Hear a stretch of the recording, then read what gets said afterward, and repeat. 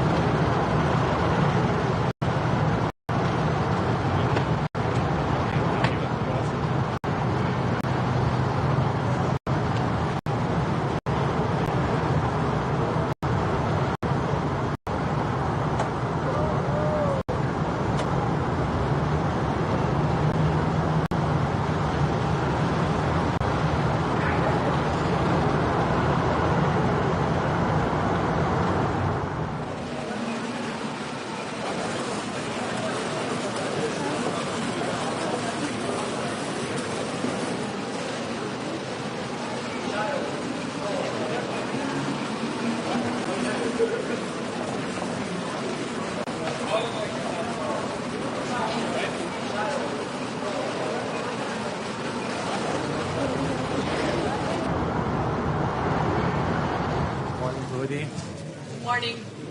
What does Europe need to do to protect itself from hybrid threats coming from Russia and other malign? I think we should never forget that our first line of defense must be solid institutions, solid democratic processes, and we need democratic security. Just think 1 second what would happen if we invest in the next 10 years hundreds of billions in hard security, weapons, military system, without to have solid institutions, effective democratic institutions. Imagine what would happen if in 10 years we have, because of democratic backsliding in Europe, an extremist party winning the elections. That's why we need both. And this divide between hard security and soft security is outdated. We need both. And if we invest a lot, and it's right to do this, in military defense, in military systems, we need to invest a lot in democratic security. We need to combat disinformation. We need to fight against foreign interferences. And that is exactly the role that we should also discuss here. And that's what I represent with the Council of Europe. Thank you.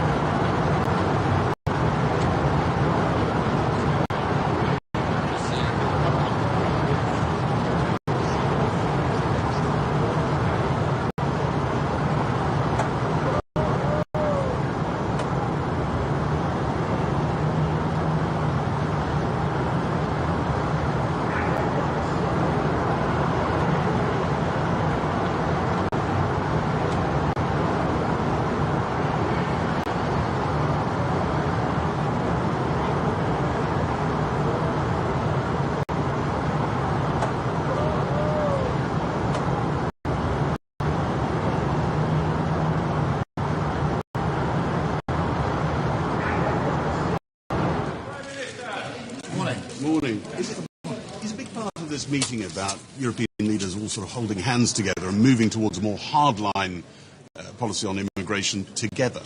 Well, yes, we're certainly discussing illegal migration and looking at what further options we can take together. Obviously, I've always argued that working with other countries is always a stronger response. So we're looking at a number of options there. There's a big appetite for it, a number of countries wanting to work with us on what more we can do. So we'll be looking at that.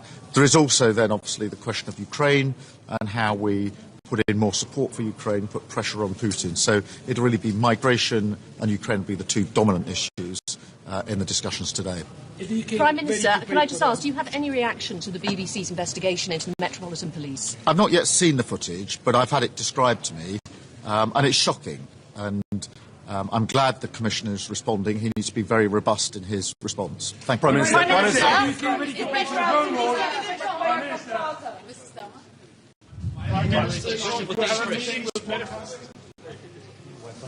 Just imagine 1 second what will happen.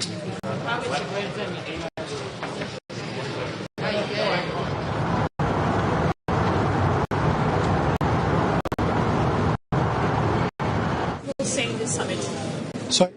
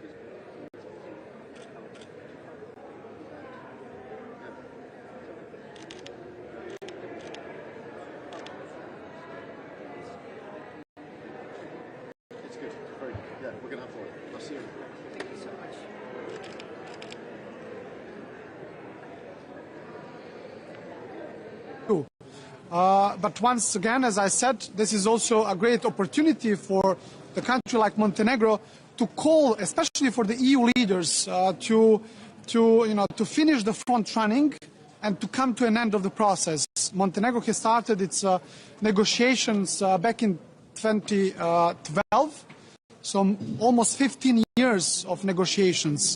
We are a small country, we are a member of NATO, we are fully aligning our foreign policy with the one of the EU. We are already using the euro, we are the most advanced institutionally candidate country, and we have set a very clear target. Montenegro to become the member of the EU as a 28th member state by 2028. I think this is what I'm going to call today, and especially when it comes to the drafting of the accession treaty. I believe that would be a signal not only for Montenegro but for all the candidate countries that the accession process is real, that there is a light at the end of the tunnel. The region of the Western Balkans is increasingly facing hybrid threats from Russia and other state actors as well. What can the partner countries do here together with the EU to better prepare against those cyber attacks and other hybrid attacks? Well, there are countries within the Western Balkans that are part of NATO. That is Montenegro. Montenegro has become the part of NATO back in 2017, and as you can imagine, NATO is the best possible security umbrella for the country like Montenegro. Naturally, we wouldn't be able to face many of the challenges on our own, and this is why NATO, but also the partnership with a number of countries within the EU is very important for us. Thank you very much.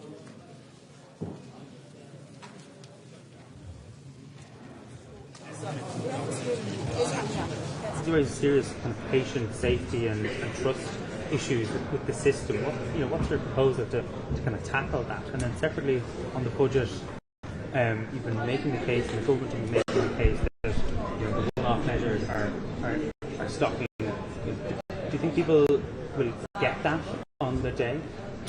Well, in terms of the medical issue, I think the Medical Council has a clear responsibility here, and that systems have to be very robust and resilient in respect of tracking what's happening in other countries, particularly in the United Kingdom or in European Union member states, or anywhere for that matter. There has to be very robust and resilient mechanisms in place before someone is put on the register here and before somebody is allowed to practice in Ireland. And I certainly would have concerns arising from this morning's article in the Irish Times. In relation to the budget, again, we do need to get on a pathway of sustainable budgets. There will be significant increases again in public expenditure this year. We've already outlined unprecedented investment in capital and in infrastructure projects, which is vital in terms of water, utility, in terms of energy, the grid, in terms of public transport, rail and roads, and in aspects of health, particularly digital health. So there's huge investment going in, and will be. But yes, we are pivoting more towards capital investment because that is necessary because of the increase in our population and also the necessity to catch up infrastructure-wise in the country. That said, current expenditure will grow, but we are endeavouring to create a sustainable pathway in terms of public finances into the future. That is important also. What do you think the Danish government... The defence forces, proposing a solo with defence forces chief for including members of the force in video clapping him during a 10K run. Has he made a mistake? Does he keep making mistakes? Are you worried about that? And can I also ask you about a story last evening that suggests that Catherine Connolly attempted to hire someone who had just got out of jail for a gun offence conviction? I think that latter one is very serious in terms of someone who apparently, from the journal article, had served 4.5 years in prison for possession of firearms, and also a member of an organisation that did everything to undermine the Irish peace process. That would indicate a very serious lack of judgment, and I think Catherine Connolly needs to clarify that in its entirety and be fully transparent in respect of it. But it is a very, very serious issue as far as I'm concerned, and I think most people would be, given the circumstances as reported by the Journal yesterday. That was, in terms of the photograph, I mean, those issues can happen accidentally, and I don't think there was any attempt in any way to politicise. It was taken down very, very quickly, and these things happen. And of course, these things, I think you're overplaying it, quite frankly, absolutely. This campaign is going well received on the ground and getting a good response, and we're very happy with the responses getting across the country. What do you think the Danish government should do about the drone attacks here in this country? I think the Danish government is handling this very sensibly in our view. Obviously, as I said earlier, the discussions yesterday centred on what is emerging as a very broad pattern of behaviour, and the member states yesterday are in no doubt in terms of the broader issue and the recklessness of it. I would like to make three points. That first of all, first of all, today's focus is on Ukraine and European security. For us, it's quite clear, which is also obvious, that Russia is the one who escalates in NATO territory and also in Ukraine. Russia must be pressured to the talks and peace. Something that is politeness for us is weakness for them. Second is to increase the pressure. That means new sanctions package must be strong, concern energy, everything else, and also dealing with shadow fleet, which is also an environmental problem, and getting fresh cash to Putin. It's estimated that it's a little bit below half of his war chest is coming from shadow fleet. So this is a big problem to having this kind of shadow fleet going. And third is obvious also that the European defense industry and the defense capabilities must increase because, to be honest, we have a big capability gap in the defense area, in drone area and so on. But we also have an opportunity because Europe's very well based on industry. So these are the main topics today. Thank you. Have a nice day. Thank you.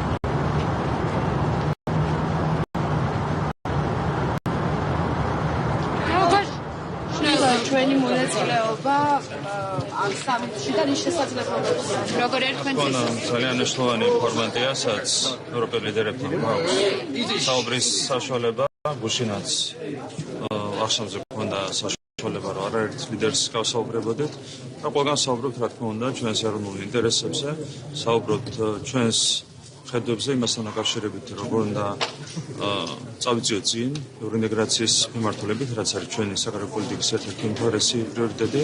გუშინ მქონდა საინტერესო გაცვლა მოსაზრებების იდეების ევროპელ ლიდერებთან და აქტიურად გამოვიყენებ დღესაც ამ ფორმატს იმისათვის, რომ მაქსიმალურად ვისაუბროთ ჩვენს ეროვნულ ინტერესებზე და ჩვენს ევროპულ პარტნიორებთან. განსვლა გექნებათ პანელურ დისკუსიას და რაზე გააკეთებთ აქცენტს? თემა არის ეკონომიკა და ევროპის ეკონომიკური ინტერესები, მათ შორის დაკავშირებადობის კუთხით, მინერალების კუთხით და თქვენ იცით, რომ საქართველოს ამ კუთხით აქვს ძალიან სერიოზული პოტენციალი, მათ შორის სერიოზული სატრანზიტო პოტენციალი და რა თქმა უნდა, ამაზე გვექნება საუბარი ჩვენს ევროპულ პარტნიორებთან. Peace was achieved in Washington. What it will change in the South?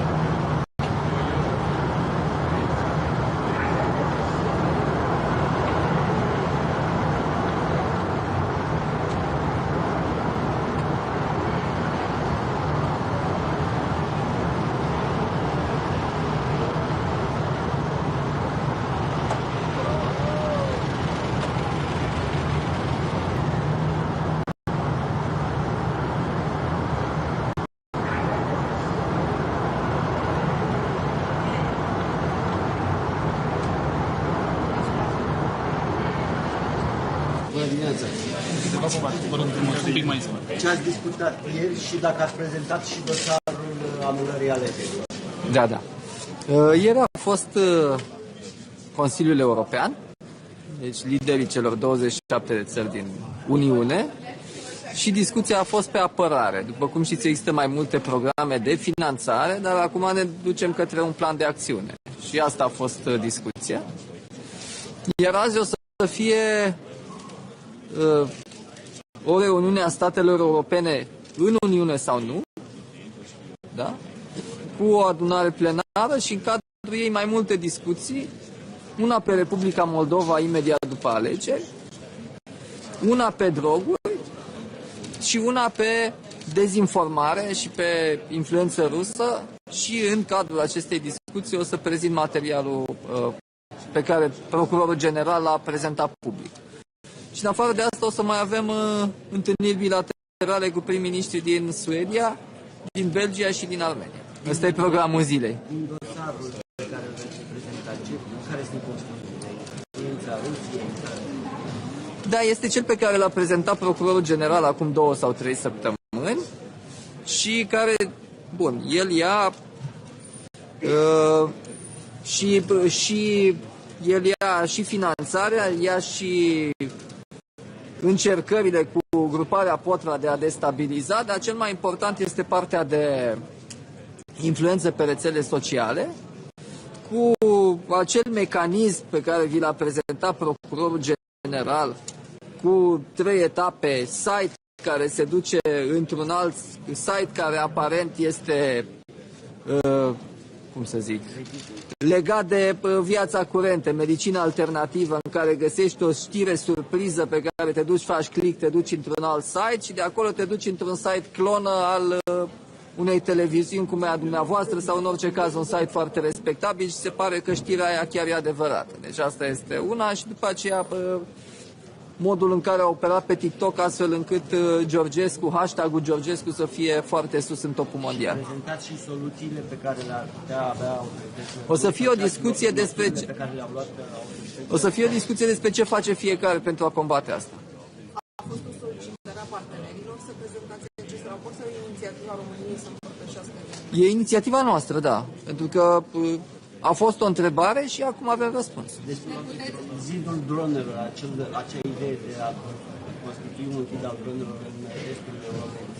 Să coaguleze. Este privită această parte cu zidul antidronele de către statele membre, pentru că au fost discuții de toate statele membre ar fi de acord pentru un zid antidronă pe planul estic. Da, există nuanțe în discuție, există nuanțe, dar Deja nu mai este o chestiune de vecinătate. România pentru constituirea... Nu. Aici a fost o discuție politică care s-a dus în ultima ei parte și pe partea de finanțare. Pe chestiunea operațională sunt miniștrii de apărare care se întâlnesc mult mai des decât se întâlnesc liderii țărilor. În câteva luni. În câteva luni. Mulțumesc. Sorry? We had only one, and we tried, didn't keep it. But if we will have another ones, yes.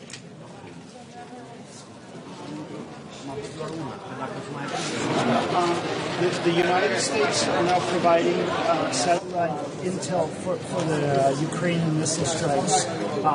What do you make of that? Do you see President Trump changing position once again? I think, we all know that at the end of the day that whatever happens in Ukraine has to be with the support of the U.S. And I think everyone here in Europe has looked positively towards any such developments from President Trump. So I'm going to say I'm positive moving forward, yeah. But is it a new president, you think? New president? Okay. But a new position for the president? I think we have definitely seen positive developments from the U.S. in the last days. So I'm hopeful, yes. Thank you.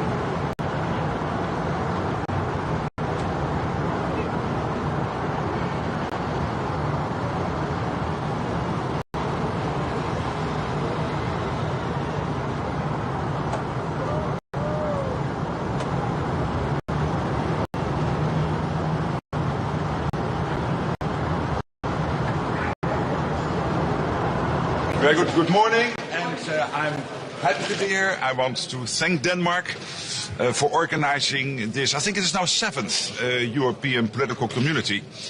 Of course, with everything going on now, when it comes to our collective security, how to keep our skies safe, how to make sure that Ukraine stays in the fight as strong as possible now, but also to be in the best possible position when hopefully one day peace talks will start. It is important to come together, to chart a course. And the dinner last night was very successful, hosted by the King and Queen of Denmark. We discussed a lot of issues, and we will continue doing that today. So thank you for being here, and myself, happy to be here also. Secretary General, what are the things that... A bit louder, sorry. What do you say to those to say that things are not going quickly when it comes to policy and defence? Well, but look at the NATO summit in The Hague, we committed to this staggering 5% of defense spending. Look what happened with the airspace incursions in Poland and Estonia. We reacted as NATO and also Poland and Estonia as allies exactly as we and they are supposed to do, which is to take out the threat, assess whether the threat was at such a level that more had to be done or that we could escort, in the case of Estonia, the airplanes out of Estonian airspace. So this is exactly what we trained and prepared to do. The Russians know this, and it was important that we showed it worked. Secretary General, what can... No.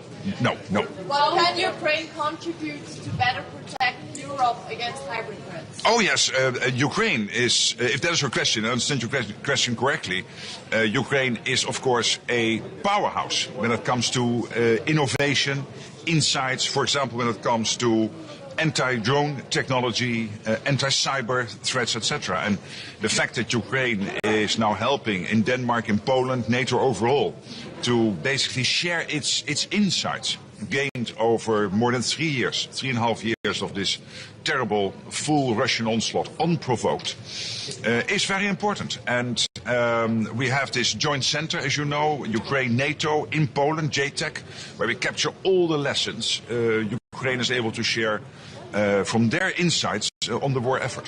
How do you think the Danish government... in order to hit targets? We never speak about intelligence. How do you think the format is still relevant when there are so many different countries, even countries like Georgia, were close to Russia? You exactly gave your answer to that question.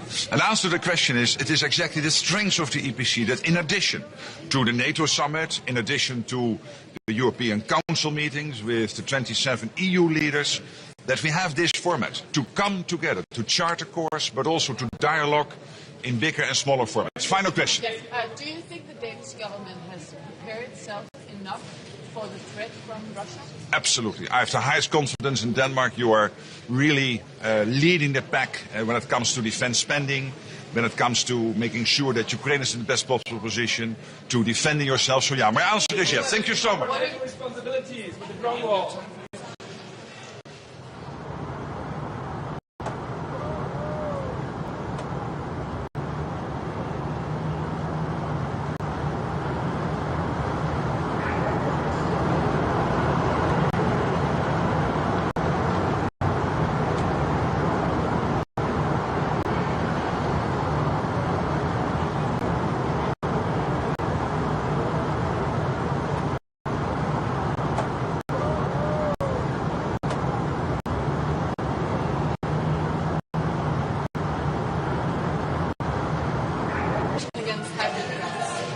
Well, there are very dire lessons to learn from Ukraine, and we are learning from Ukraine, and we're also practicing, I would say, Nordic and NATO solidarity.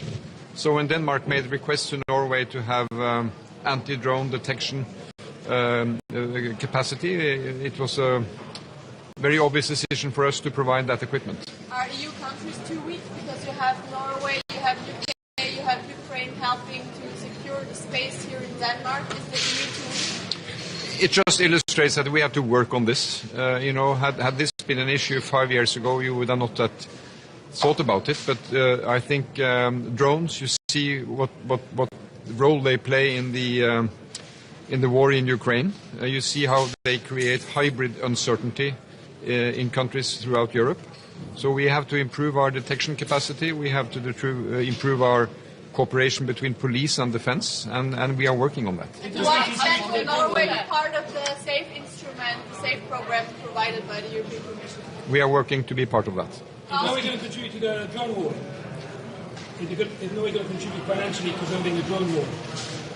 Yes, we will be. We are in touch with the Commission to be part of that initiative. Yes. Does Norway see value in these summits, the format of it? Yeah, Norway, not being member of the European Union, we think that this broad European platform is useful. It's not a forum for decisions, but, meeting and discussing and exchanging. Especially one issue now, which is emerging in addition to Ukraine, is how we together fight organized crime. And we all have in our countries now even younger people committing even more serious crime. And they're all backed and initiated by criminal networks working on the internet, and we cannot let criminal gangs have an advance on governments on this. So this is one theme we will discuss here today. How do you think the Danish government should prepare Denmark for future drone attacks?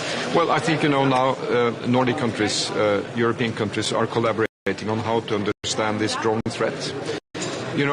Many inhabitants in our countries have drones for private purposes. And so this is mixed with the challenge we may have from external actors creating uncertainty in our countries. So this drone phenomenon flying in our skies have to be treated with more equipment to detect, possibly take down, and we have to work both on capacity and methodology. So here I think we should take advantage of us being democratic countries. We can do it in NATO, we can do it in European settings, and we will certainly discuss it today. But it seems as though Denmark weren't prepared for those drone attacks. Well, I cannot comment on that, but it was very obvious when Denmark asked Norway for assistance, we were happy to provide what we had. And what did you give to Denmark? Well, I will not comment on the specificity, but we provided equipment and we provided personnel. And they are put on a Danish command while they are here. So will you take it back after this meeting? We will. We will need it in Norway. So do you please have a comment at all on Israel's interception of Gaza aid boats overnight and the arrest of several of those trying to deliver desperately needed aid to Gaza? Well, it illustrates that we need to get desperate needed aid to Gaza. And I think the main thing here is to get in aid through the established channels and let the UN and the well-trained organizations distribute that aid.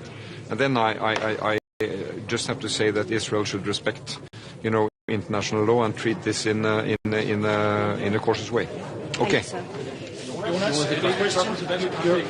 not part of the EU are now building the drone wall. Where does it leave you? You are correct. We are not part of the European Union, but we are part of Europe. So on these issues of defense and security, we have very close cooperation. So on this strengthened cooperation against unwanted drone activity, we will be part of that. Are you coming with even more money to support Ukraine after the criticism of lack of support? We provide this year almost $8 billion in 25, same sum for 26. I think that's a very significant sum. I just met President Zelensky today. I think what you see now in support to Ukraine is that it is gradually becoming more and more Northern European and Nordic. And we will continue to maintain a high level, but we also need to get other countries to chip in. Do you agree with the criticism that you were a bit too slow? No, I don't agree with that.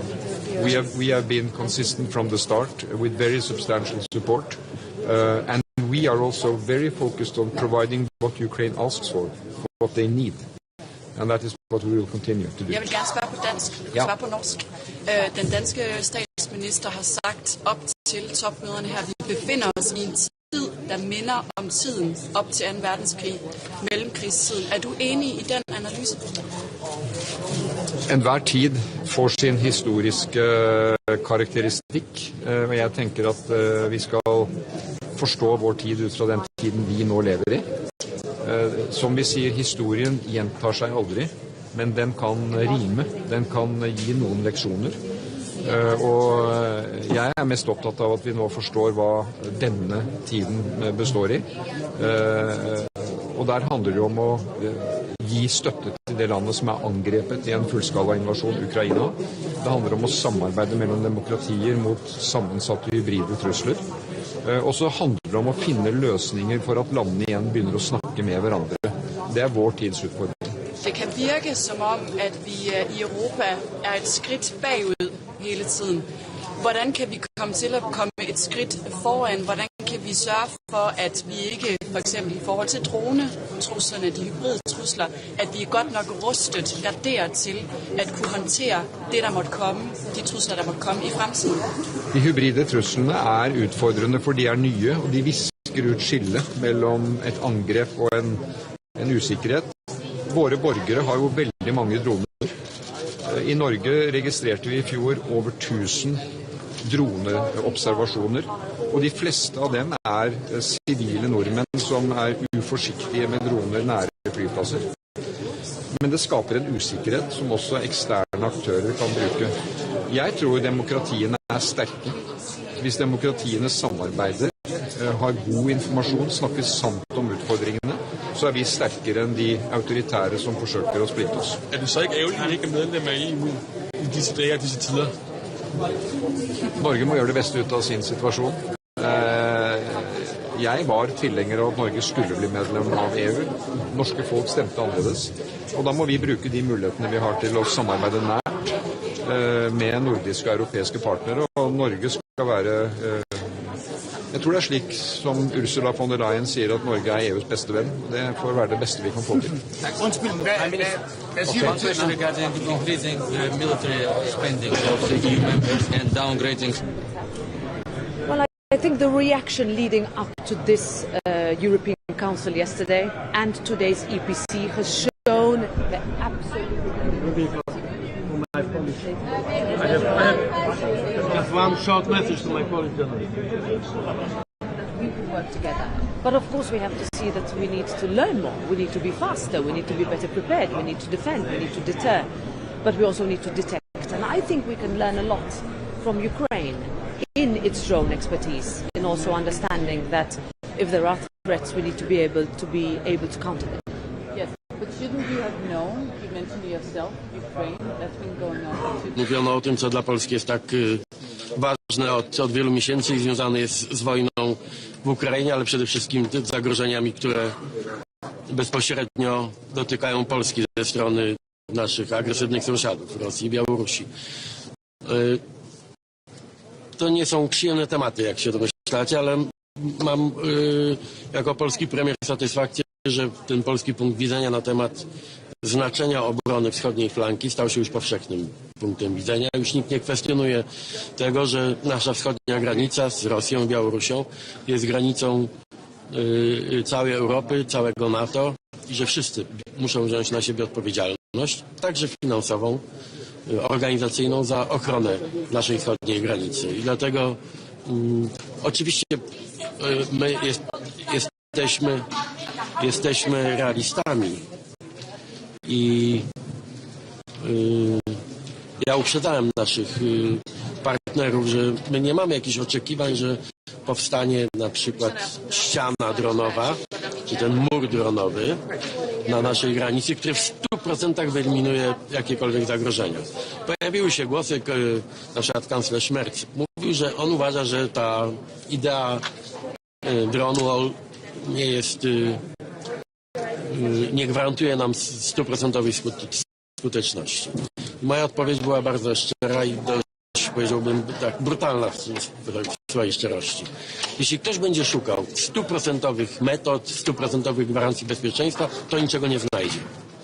My musimy dzisiaj jako NATO, jako Europa szukać metod maksymalnie zwiększających nasze bezpieczeństwo. I te inicjatywy, o jakich rozmawiamy i jakie de facto zostały przyjęte, niezależnie od głosów sceptycyzmu czy ostrożności. A więc drone wall, czyli ten mur dronów, który ma wielowarstwowo chronić naszą granicę przed naruszeniami przestrzeni powietrznej, przed aktami agresji i Eastern Flank Watch, czyli system patrolowania wschodniej granicy Europy. To będzie się wiązało w przyszłości z nakładami, z inwestycjami, także w nowoczesne technologie. Polska de facto zaczęła to już robić, ale dla mnie jest ważne, że staje się to wspólnym zadaniem i wspólnym obowiązkiem dla całej Europy. Czy Francja i Niemcy odebrały to jako konkurencję dla ich projektu takiej tarczy europejskiej? Ten mur dronowy, to spotkało się z tego powodu z oporem? Nie.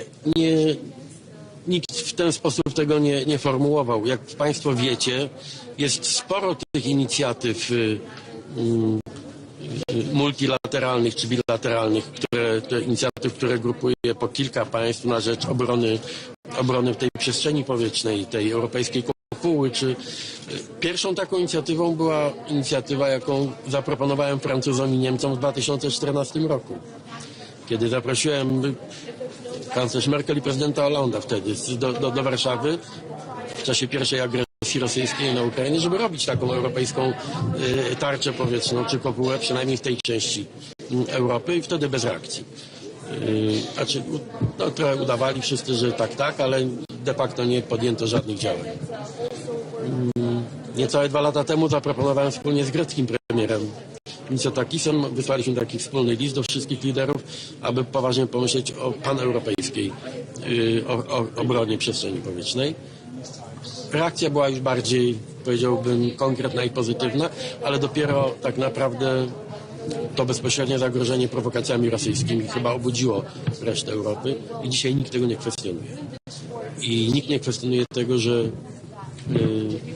ta polityczna odpowiedzialność spoczywa na wszystkich.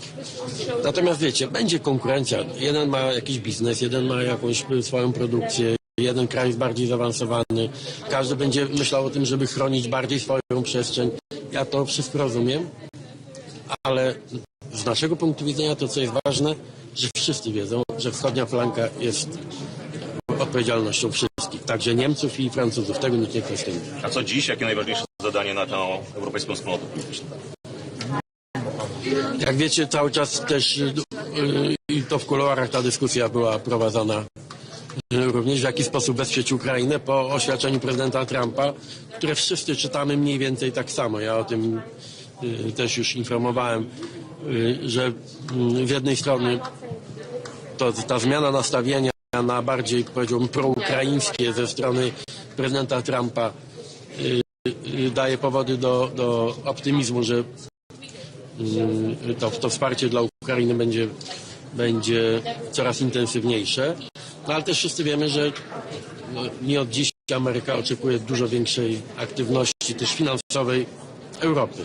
Więc no, nie oszukujmy się, jeśli chcemy, żeby Ukraina dalej trwała w oporze przeciwko Rosji, a Polska jest krajem, który przede wszystkim powinien dbać o to, żeby Ukraina była w stanie dalej bronić się przed Rosją, to musimy także umieć zorganizować masywną akcję finansową. Znaczy, no mówiąc krótko, jeśli mamy kupować, a tego oczekuje nasz amerykański partner, jeśli mamy finansować broń amerykańską dla Ukrainy, to trzeba to zacząć organizować.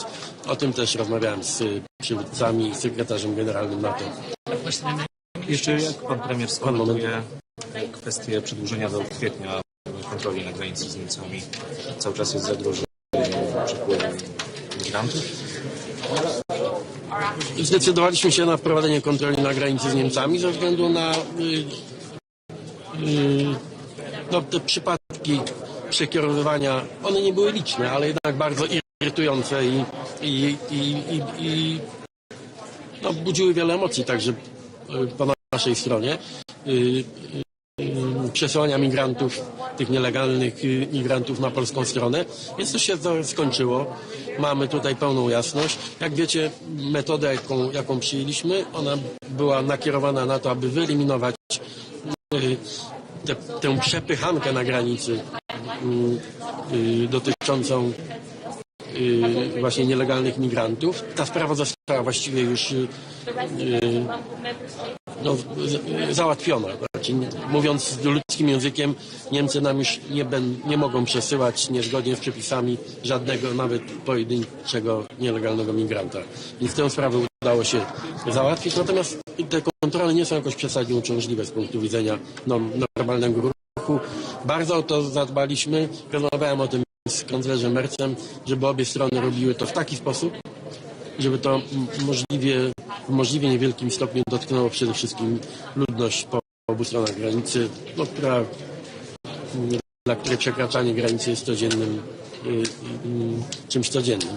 I wydaje się, że ja nie mam sygnału, żeby to jakoś dramatycznie wpłynęło na losy ludzi mieszkających po obu stronach granicy. Także tak, będziemy nadal korzystać z tej kontroli, żeby już nie wrócił ten mechanizm przesyłania do polskich migrantów. Czy rozmawiał pan z Viktorem Orbanem, który publicznie pana skrytykował przed szczytem, że pan próbuje wciągnąć Unię także w wojnę z Rosją? Jeśli chodzi... Z Viktorem Orbanem mamy problem, znaczy ja nie mam osobistego problemu, znamy się długie lata, siedzimy obok siebie na Radzie Europejskiej a to, że jesteśmy wobec siebie krytyczni, jeśli chodzi o relacje z Rosją, to wiadomo od lat. Pytanie o Viktora Orbana i o wojnę, ponieważ Viktor Orban uważa, że nie ma wojny, ja uważam, że jest wojna. Pytanie prawdziwe to nie jest to pytanie, czy jest wojna, czy nie ma wojny. Pytanie to prawdziwe jest, kto w tej wojnie jest po czyjej stronie. Bo wojna to jest coś czarno-białego. Jak jest wojna, tak jak jest wojna między Rosją a Ukrainą, to pytanie brzmi, po czyjej jest tej stronie. I wiadomo, po czyjej stronie jest Polska, wiadomo, po czyjej stronie jest NATO, Europa i chyba wiadomo, po czyjej stronie jest Viktor Orban, niestety. No, ale nie przeszkadzało nam to w normalnej rozmowie. To staram się w sposób cywilizowany rozmawiać z naszymi partnerami w Europie i ja umiem powstrzymać emocje. Czy jakaś reakcja polskiego rządu na zatrzymanie polskiego posła przez władze Izraela? Poseł Sterczewski. Oczywiście przyglądam się tej sprawie. Konsul generalny jest już w miejscowości Ashdod, a więc w tym miejscu, do którego Izrael skierował uczestników tego rejsu. Będziemy traktowali posła Sterczewskiego tak jak każdego innego obywatela. Znaczy może liczyć na pomoc konsularną. Państwo polskie jest od tego, żeby opiekować się w trudnych, krytycznych sytuacjach każdym polskim obywatelem. Nie dlatego, że jest posłem, nie dlatego, że postanowił uczestniczyć w tej morskiej demonstracji przeciwko Izraelowi. To jest decyzja pana Sterczewskiego, pana posła Sterczewskiego i moim zadaniem nie jest oceniać jego motywację, tylko zapewnić opiekę konsularną, tak jak każdemu innemu obywatelowi w tej sytuacji. Ale jeszcze raz przestrzegam wszystkich polskich obywateli, a posłowie powinni być tu szczególnie czujni. Jeśli nasz MSZ apeluje o nie podróżowanie w miejsca krytyczne, bo to później rodzi konsekwencje, to dużo kosztuje, ewakuacja, to prosiłbym, żeby przestrzegać tych wezwań. Jeszcze pytanie o politykę krajową, o te doniesienia medialne odnośnie tego, że miałby Pan być niezadowolony z poczynania ministra Kierwińskiego i działalności Służby Ochrony Państwa. Tam jakieś zmiany kadrowe miały nastąpić. Może Pan to jakoś skomentować? Tak. Nie zajmuję się oceną działania służb. Ja nie narzekam w żaden sposób na ochronę, wzmocnioną ochronę w związku z niejasnym charakterem tego incydentu. Służba Ochrony Państwa staje na głowie nad czasami. Ja się czuję za bardzo chroniony, a nie za mało chroniony. No, zdarzają się czasami takie dziwne sytuacje, ale nie. Jak ja jestem z kogoś niezadowolony, przepraszam, nie chcę, żeby to zabrzmiało arogancko. Jak jestem z kogoś niezadowolony, to dziękuję mu za współpracę i proponuję komuś innemu to zajęcie. Więc proszę, nie trzeba spekulować. Ja jestem tutaj bardzo konkretny w tym sytuacji. Prime Minister, are you satisfied with the outcome of the talks on the so-called drone war yesterday? Sorry, what? Are you satisfied with the outcome of the talks about the drone war yesterday? For me, it would be really important to have maybe more concrete decisions, also financial decisions, but this is the beginning of this process. And yes, I am satisfied because no one questioned the very idea of having this drone wall. Today you have at least a name for this initiative, but I am absolutely sure that this is just the first step. And some comments, some interventions, for example, there's a little bit skeptical opinion about effectiveness of this drone wall made by Chancellor Merz. I fully understand this intention. I mean, for me it would be also very important to have 100%. A magyar érdekek védelmére. Nehéz nap volt tegnap, és a mai nap sem lesz könnyű. Lényegében minden javaslat, ami az asztalon van, az háborús javaslat. Adjunk több pénzt az ukránoknak háborúra, adjunk fegyvert az ukránoknak háborúra, gyorsítsuk fel a belépésüket az Európai Unió. Unióba, szóval minden háborúról szól. Szóval én úgy látom, hogy az Unió elhatározta, hogy háborúba megy. Ráadásul tegnap még be is mutatták a háborús stratégiát, hogy hogyan kell legyőzni az oroszokat. Hát borzongató, ez rossz Magyarországnak, szerintem rossz az Európai Uniónak, de a nyomás nagy. Szóval én úgy látom, hogy én a Fidesz elnökségének azt fogom javasolni, hogy indítsunk Magyarországon aláírásgyűjtés Brüsszel háborús tervei ellen. Mert minden erőnkre szükség lesz, hogy ki tudjunk maradni ebből a háborúból. A vétó kérdésében voltak társai, akik mennyire volt először is komoly ez a kérdés tegnap? I have no problem with our Western partners. It's more or less we think about this conflict. Maybe it's a bit too slow. That we are. Everything is a little bit too slow in Europe because we are very. It's not an authoritarian regime. The European Union has some political procedures. It means problems also. We are not as fast as I said, authoritarian regimes. In Russia, in Belarus, everything is simpler than in Europe politically. But I prefer our system anyway. Okay, maybe not fast enough, but at the end of the day, we will be the winners here. I am absolutely sure. To nawiązując do tego, że w ciągu tych 3 tygodni uda się ustalić tę mapę drogową, która ma być na szczycie w Brukseli, no przecież wczoraj rzeczywiście nie było ustaleń ani co do tej mapy drogowej. Tak, nie taki był cel wczorajszego spotkania. Bądźmy też uczciwi wobec naszych wszystkich partnerów.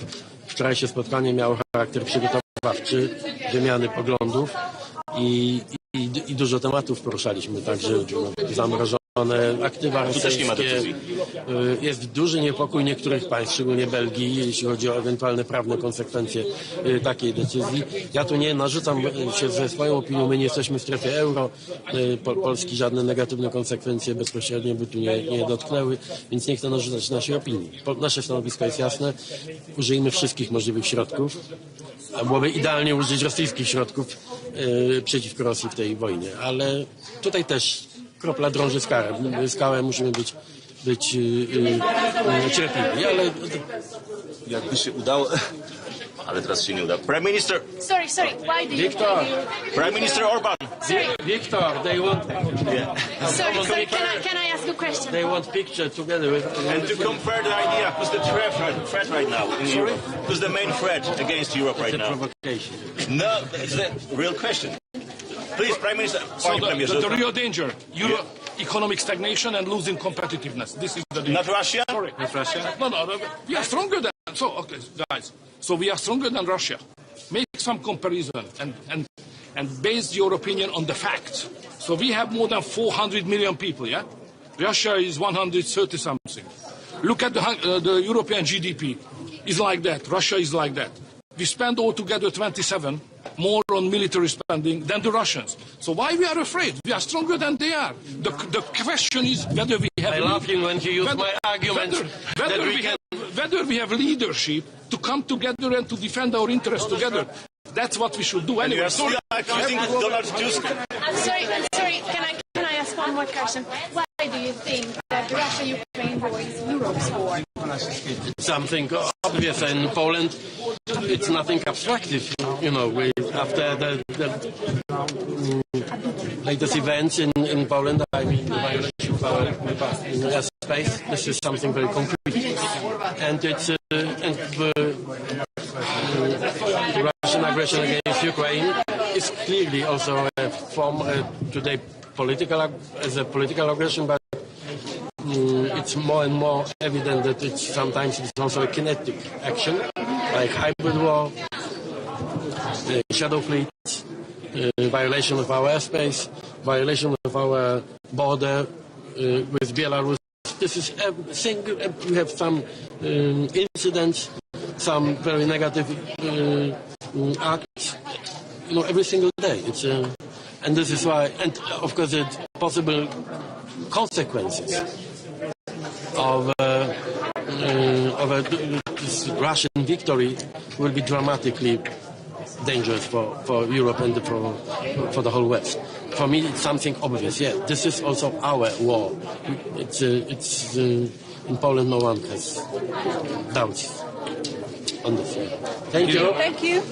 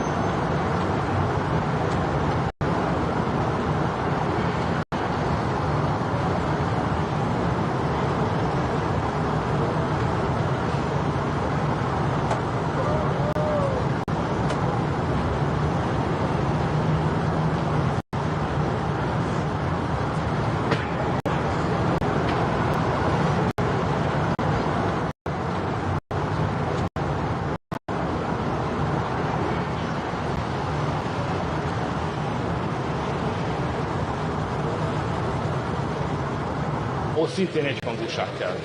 Sem mondtam, hogy nem járulok hozzá, tehát ez meghal. Georgia. We are always here asking. Now the Prime Minister has a meeting with me today. Yes, what can you say about this meeting? So what else we can do together, Prime Minister? Also, how Brussels treats Georgia. So first of all, Georgia is the most successful, the best successful European country. I don't know any other country which is so successful as you are. Political, stable economy is just rocketing. So we admire and we study how you are so successful.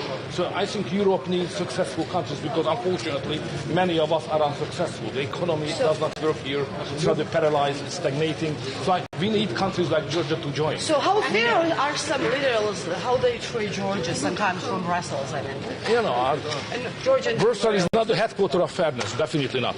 Okay, what about Azerbaijan? Igen. Tessék? Nincsen napirenden. Előkészítés alatt áll, de nincs azon a szinten az előkészítés, ahol... They want picture together with Azerbaijan is the golden reserve of the European Union because we have a lot of difficulties with energy and you are very rich and you are very cooperative. We have a stable and good leadership, so Azerbaijan is the golden reserve to the European Union. Lesz olyan is, igen, lesz.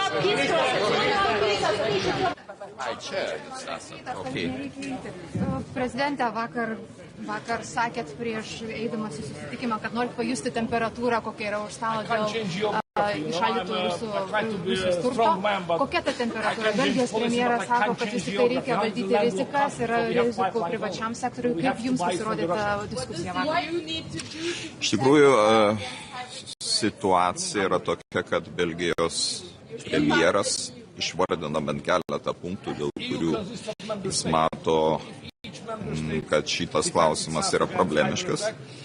Be kita ko atkreipia dėmesį ir į tai, kad Rusija bando koncentruoti mūsų vakarietiškus aktyvus ir pervesti pinigus į specialias sąskaitas tam, kad pasiruoštų tokiai kontrapriemoniai, tai yra europietiškų lėšų ir verslo investicijų įšaldymui Rusijoje.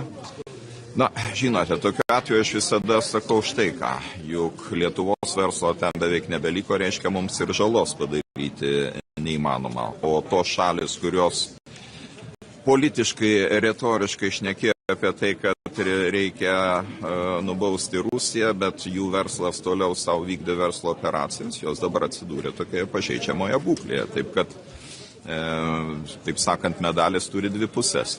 Bet pats finansinis instrumentas, turint omenyje tai, kad karo kaina Ukrainai yra 100 milijardų eurų per metus, 50 milijardų Ukrainos ekonomika sugeba generuoti pati, bet 50 milijardų skylė, kurią turi padengti tarptautinė bendruomenė. Tai reparacijos paskolos yra vienas iš būdų to pasiekti. Kai dar kartą kartoju, kad tai yra nėra tiesioginis įšaldytų aktyvų paėmimas, tai yra aktyvų laikymas tam atveju, kuomet Ukraina nesumokės paskolos ar reikės naudotis paskolos grąžinimo garantiją, arba Rusija atsisakys mokėti reparacijas, tada, kai karas baigsis.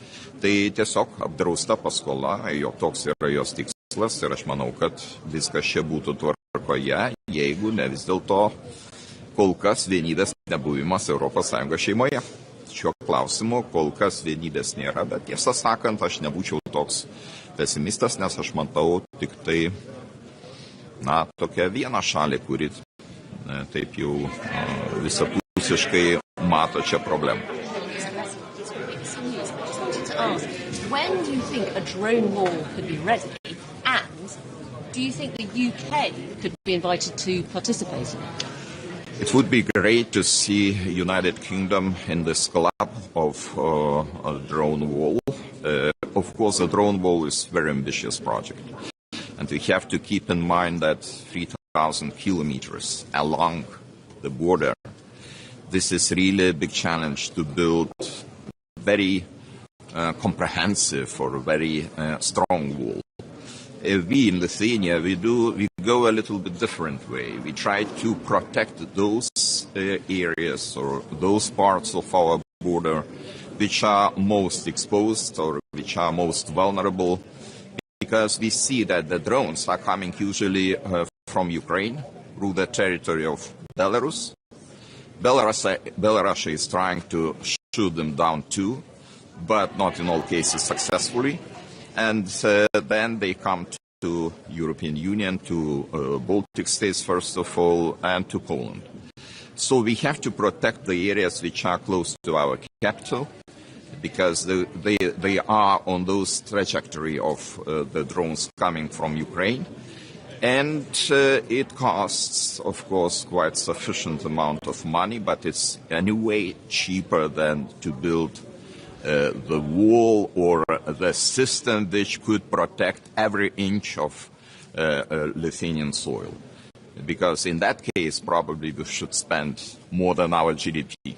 But when do you think this concept could actually work for Europe? It's a good question, but I think if this will start from the selective approach by building this drone wall, I think this is possible to build. At least the first stage could be completed until the next multi-annual financial framework, and maybe in the next financial document of European Union, it will be there will be money specially dedicated for that purpose to go to the another stage, second stage of building of the drone wall. But this is really the business we cannot complete over the night. And will you actually invite the UK to take part? We would be more than happy to see our friends from United Kingdom participating, and I hope that they will consider it. Because, you see, Initially, we thought that this is the threat for the countries which have direct border with Belarus, Russia, which are really directly on the front line. Now the recent events in Denmark show that even countries which do not have the border with the Russian Federation are exposed. No matter it's coming from the, let's say, shadow fleet in the Baltic Sea or from another sources, but all countries are exposed to this threat. United Kingdom not excluded. So I think this is the answer. Why is it so hard for the EU to agree on an architecture for the 140 billion euros and the frozen assets? Can you tell us more about this, please? We arrived a lot of buildings, monuments. My team told me also bridge been illuminated in Ukrainian national colors. It speaks really volumes. Thank you for this. You are with us from the very beginning of Russian aggression, full-scale war. And today we will discuss a lot of things. I think that the most important that today Europe really faced this drone threats, and Ukraine has relevant experience in it because of the war. Maybe the biggest one because of this, the biggest one in the world, and of course we will not.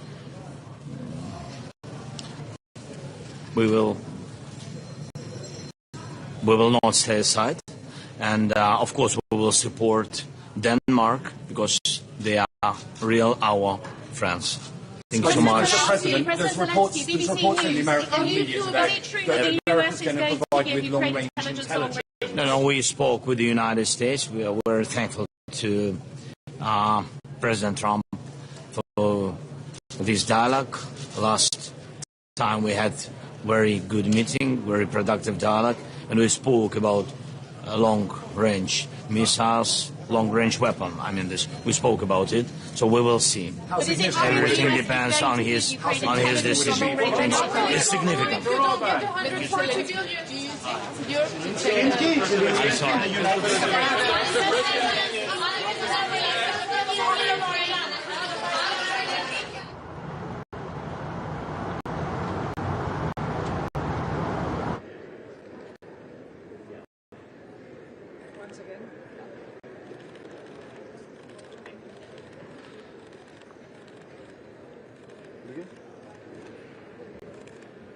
And yep.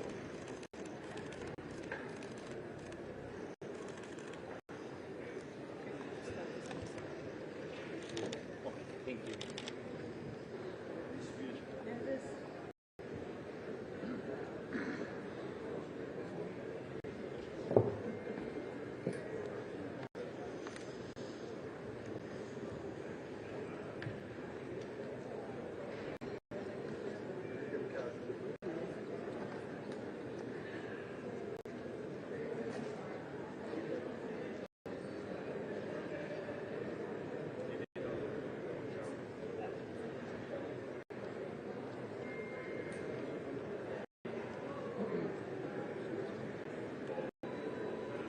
En nuestro continente, en nuestro proyecto común que es la Unión Europea. Con lo cual, bueno, nosotros nos sumamos a esta propuesta lanzada por el gobierno francés, la aplaudimos, la respaldamos y participaremos de ella, con independencia de que efectivamente esa coordinación la llevamos desarrollando durante mucho tiempo.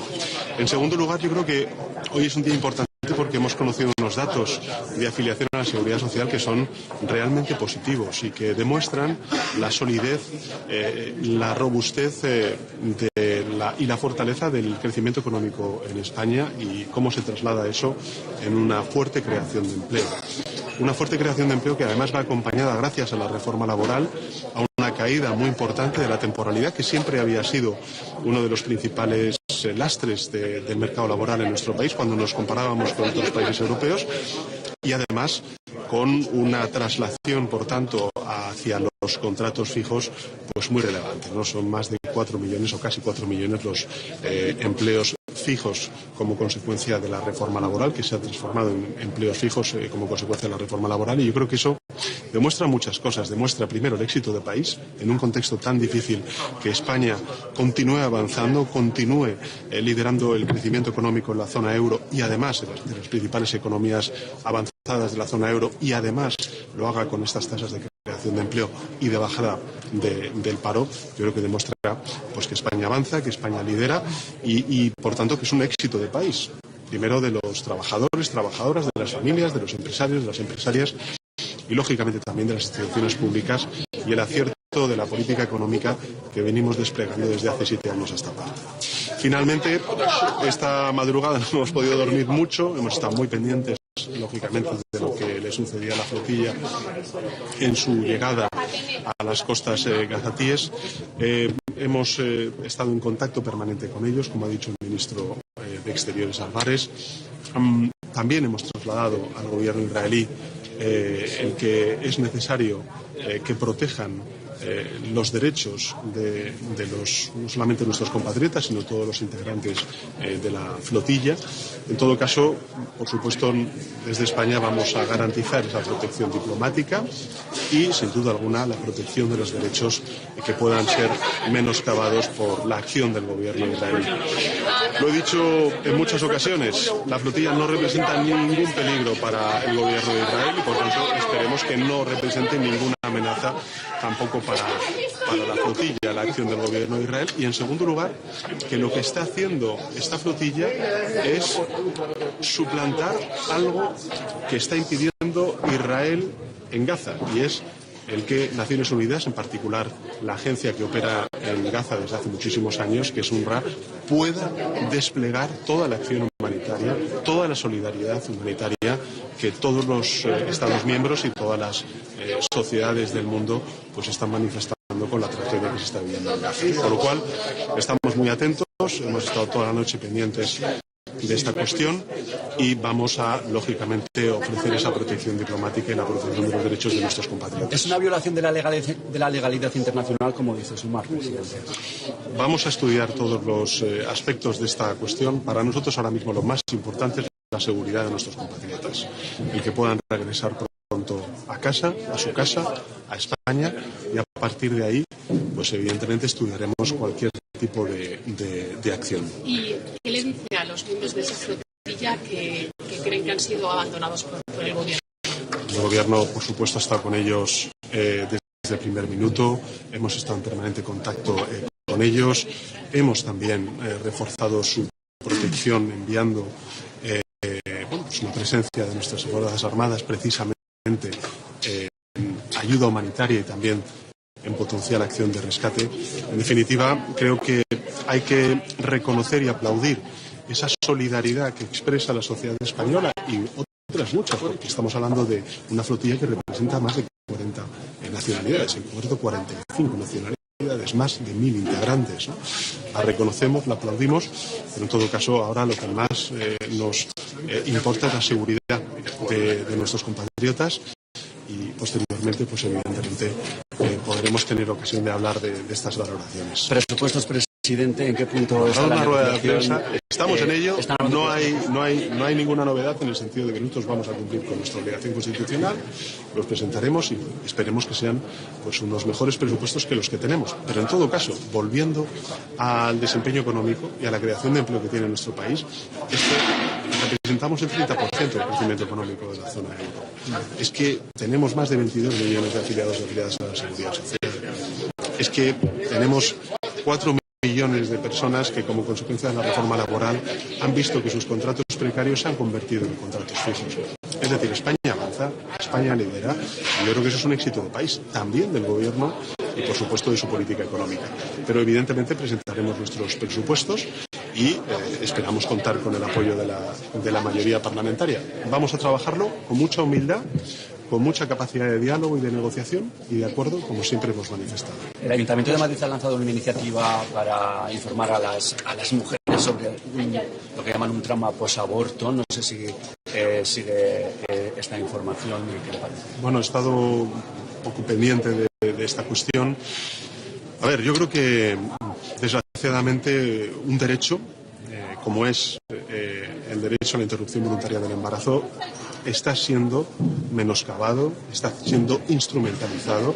Hay muchas mujeres que se sienten privadas de este derecho como consecuencia de un dogmatismo ideológico, de un sectarismo político, de instituciones que van más allá del Ayuntamiento de Madrid. Hay muchos gobiernos autonómicos dirigidos por el Partido Popular, con el apoyo de la ultraderecha, que en el ámbito de la interrupción voluntaria del embarazo están simplemente recortando ese derecho, derivándolo a clínicas privadas, en lugar de poder garantizar ese derecho en el Sistema Nacional de Salud Pública. Y esto es algo que lleva pasando de manera recurrente. Lo que sucede en el Ayuntamiento de Madrid es extraordinariamente grave y demuestra cuán profundo es la alineación del Partido Popular con Vox en todo lo que tiene que ver con derechos, en sus recortes, en su retroceso, en su regresión. Y desde luego yo lo que sí que puedo manifestar, en este caso las mujeres de nuestro país, es que el Gobierno de España va a ser garante, una vez más, de que este derecho se preserve y no sea recortado ni menoscabado por la acción política de ayuntamientos que claramente, por su sectarismo político, por su dogmatismo ideológico, en lo que están es en la regresión de derechos tan fundamentales como son los derechos de las mujeres. No, última cosa, muchas presidente. gracias, ¿Ha ¿verdad? estado en contacto con las autoridades?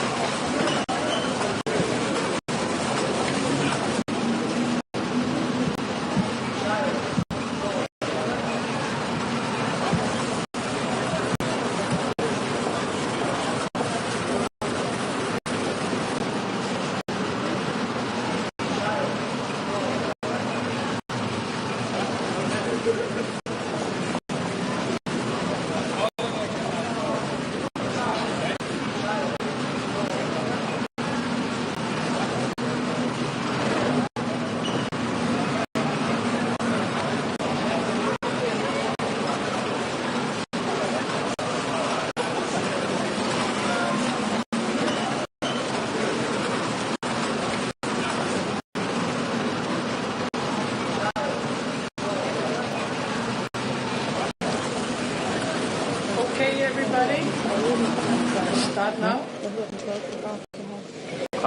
Fremsøg. Altså aftalen. Jeg skal stå på der ingen tanker her, det her med tid over det.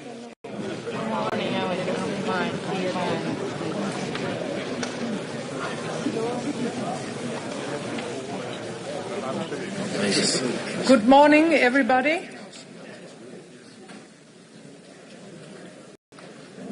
We have a lot to do today, so I would like to start as planned. And first of all, I would like to give all of you a very warm welcome to Copenhagen. For the last few months, there has been much talking about peace in Ukraine, with meetings and pre-meetings and briefings about the meetings. And meanwhile, Russia continues its brutal attacks. It must be clear to everyone now, Russia will not stop until they are forced to do so. And they are a threat, not only to Ukraine, but to all of us. Today we have one major task ahead of us. We have to make our common Europe so strong that war against us becomes unthinkable. And we have to do it now. Excellencies, ladies and gentlemen, dear friends and colleagues, it's a great pleasure to welcome you here in Copenhagen. As you all know, this very forum was founded as a response by you, Emmanuel, to Russia's full-scale invasion in 2022, created to unite all of us. The purpose has not become less urgent or less relevant today. We have important discussions ahead of us, and none more urgent than the issue of European security. Dear Volodymyr, for almost 4 years, you and your countrymen has been defending Ukraine against a merciless full-scale Russian aggression. You are fighting with outstanding determination.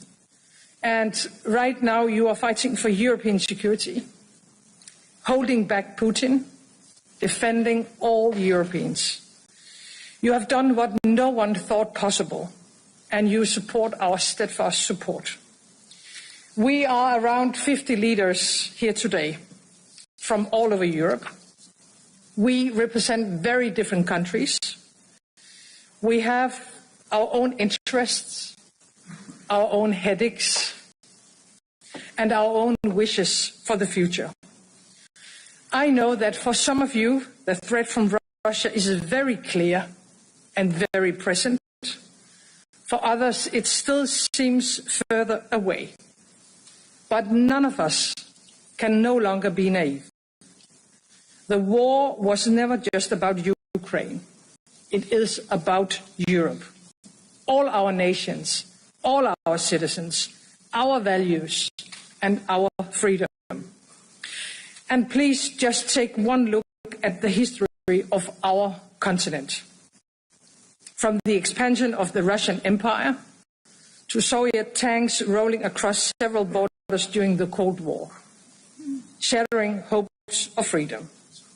And recent history tells us the exact same story. So why shouldn't it happen again? Russia is now converting into a war economy, using every opportunity to intimidate, to threaten, and to divide us. Unfortunately enabled by China, with soldiers from North Korea and drones from Iran. And I see no signs that Putin and Russia's imperial fever dream stops with Ukraine.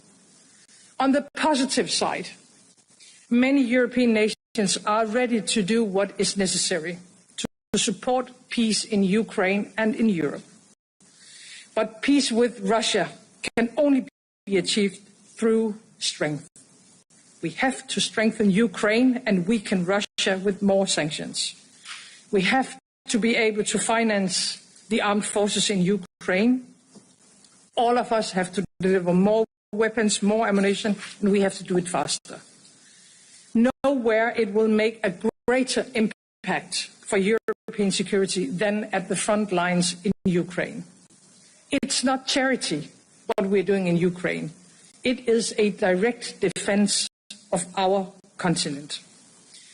And at the same time, we have to rearm ourselves, Europe. I know that almost everybody have increased their military budgets massively over the last years. And we have taken very important steps in the European Union, in Europe in general, and in NATO. So, in other words, we are on our way, but we have to move much faster.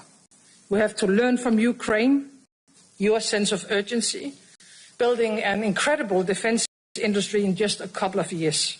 We must take that lesson and we have to speed up. But building a stronger military is not enough. We need more than that. Because Russia has intensified its use of hybrid means in Europe. And we face an enemy that uses all kinds of tools. One day it is military drones. Another day it's migrants being pushed across the borders. They are targeting critical infrastructure. We see the fight with misinformation, all with the purpose to create uncertainty and lack of trust, and attempts to interfere in democratic elections. Security is, of course, not only a question about military means. It is a matter of our hearts and minds. And in a time where democracy is under pressure around the world, we need to show that we deliver for our societies. That we, as political leaders, are able to help our people to tackle their challenges in everyday life. Our citizens need jobs and economic security. They need health care, education for their kids, affordable food, opportunities for their future. That is why we need to build a stronger Europe economically as well. We have to create the jobs for the future. We have to reduce our dependencies. We have to invest in new technologies and source the critical raw materials that are necessary. And by the way, we have to take much stronger action on migration. We have to strengthen our borders. Uncontrolled migration is changing our societies, and it is our citizens that pays the price. Who can enter and stay in our country? It has to be a democratic decision. Before I pass the floor, there is one thing I want all of you to remember. Back in 2022, when this political family was established, when Russia launched its full-scale invasion in Ukraine, Putin wanted at least three things. He wanted to capture Kiev, he wanted to overthrow the Ukrainian government, and he wanted to tear Europe apart. Today, after almost 4 years of full-scale war, after spending billions of dollars sacrificing thousands of Russian lives, Putin has not succeeded in any of that. The war is a Russian failure. First and foremost, thanks to you, Volodymyr, to every brave Ukrainian man and woman fighting for our freedom, but also to every nation supporting you. Europe is strong when we decide to be, and we need to make it much stronger. So therefore, dear colleagues, welcome once again, and let us use this opportunity to provide the next concrete solutions to show the way forward for Europe. Thank you, and I would like to pass on the floor to you. Antonio.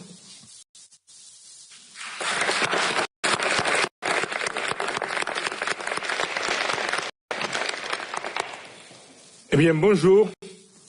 Tout d'abord, je veux remercier Mette Frederiksen pour nous accueillir ici, à Copenhague, pour cette 6e réunion de notre communauté politique européenne.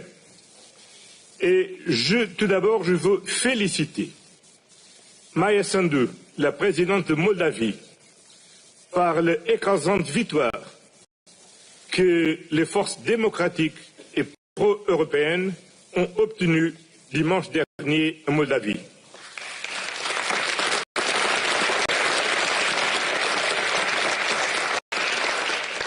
Cette victoire, c'est une victoire pas seulement de Moldavie, c'est une victoire de la démocratie qui a démontré sa capacité de résister à les manœuvres d'interférence des forces étrangères. Et une victoire des libertés des Moldaves de dire qu'ils veulent choisir et peuvent choisir son destin. Et c'est aussi une victoire de notre Europe parce que le choix était très clair dans la direction européenne de la Moldavie. Je veux aussi féliciter le président d'Azerbaïdjan et le premier ministre d'Arménie. Je crois que la paix que vous avez obtenue, c'est un grand moment pour notre Europe. Et ça démontre que c'est possible de bâtir la paix et qu'il faut qu'on fasse notre travail pour la paix. C'est pour ça qu'on soutient l'Ukraine. Parce que soutenir l'Ukraine, ce n'est pas soutenir la guerre. C'est soutenir le droit de l'Ukraine à une paix durable, à une paix juste. Et c'est pour ça qu'on doit se mobiliser tous et toutes pour continuer à soutenir l'Ukraine. Du point de vue militaire, du point de vue politique, du point de vue diplomatique, du point de vue économique. Parce que ce qui est en jeu en Ukraine, ce n'est pas seulement le droit de l'Ukraine à être un pays libre et souverain. C'est en fait le droit international. C'est en fait les valeurs inscrites dans la Charte des Nations Unies qui sont en cause. Le droit à un pays souverain, à l'intégrité territoriale, au respect des frontières internationalement reconnues. Et c'est pour ça qu'on doit se bâtir. Parce que si la force de la Russie tient une victoire en Ukraine, aucun pays au monde peut rester sûr sur la capacité du droit international de faire face à la menace de la force et à la menace de la guerre. C'est sûrement pour ça que dans toute notre réunion, sécurité et résilience ont été toujours présents dans notre ordre du jour.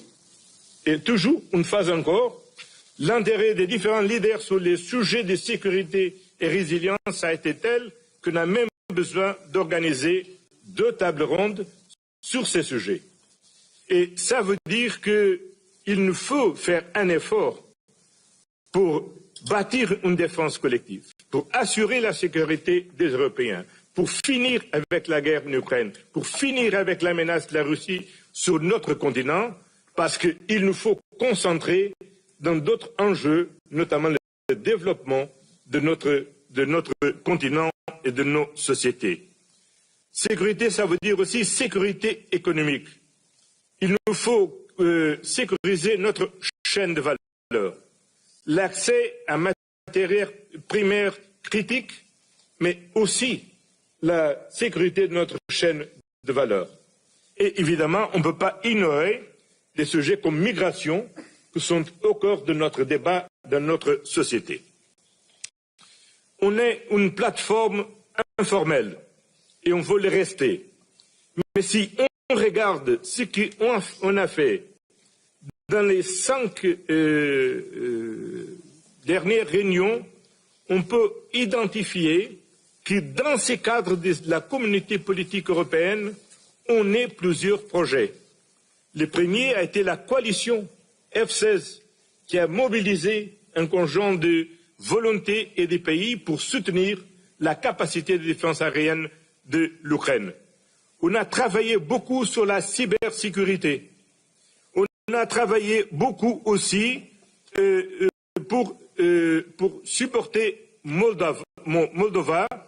Et je crois que ça, c'est quelque chose qui nous honore à tous. Et aujourd'hui, la France prend une nouvelle initiative de bâtir une coalition contre la drogue. Ça, c'est une question centrale qu'on doit prendre en grande attention. Parce que c'est une demande qui est soutenue par un grand problème de santé publique, mais qui en fait engage tout un réseau de criminalité qui défie la sécurité de notre continent, de nos sociétés, et qui fait accroître la violence dans notre société. Donc, je crois que cette formule de la communauté politique européenne, qui ne veut pas remplacer ni notre alliance militaire, ni l'Union européenne, ni remplacer le Conseil d'Europe, ni de remplacer d'autres institutions où on est ensemble, c'est une communauté qui est la démonstration qu'on a une volonté politique d'ensemble. Et ça, c'est très, très, très important, et plus important que jamais dans le monde d'aujourd'hui, où plusieurs acteurs internationaux essayent de bouleverser l'ordre international. Quelques-uns par la force de la guerre, d'autres mettre en cause les règles du commerce international, d'autres mettant en cause des engagements collectifs qu'on a besoin pour faire face au changement climatique. Mais nous, ici, tous ensemble, on peut dire que ceux qui sont dans l'Union européenne, ceux qui ne sont pas dans l'Union européenne, ceux qui veulent rentrer dans l'Union européenne, ceux qui ont voulu sortir de l'Union européenne, ceux qui ne veulent pas ni rentrer, ni rester, ni être en l'Union européenne, tous ensemble, on est Europe et ensemble, on veut travailler ensemble pour la paix, le développement et la prospérité de notre société et de nos citoyens. Donc, merci beaucoup. Thank you very much, dear Mette. I think everybody is very, very glad that how you hosting us here in Copenhagen. Thank you very much.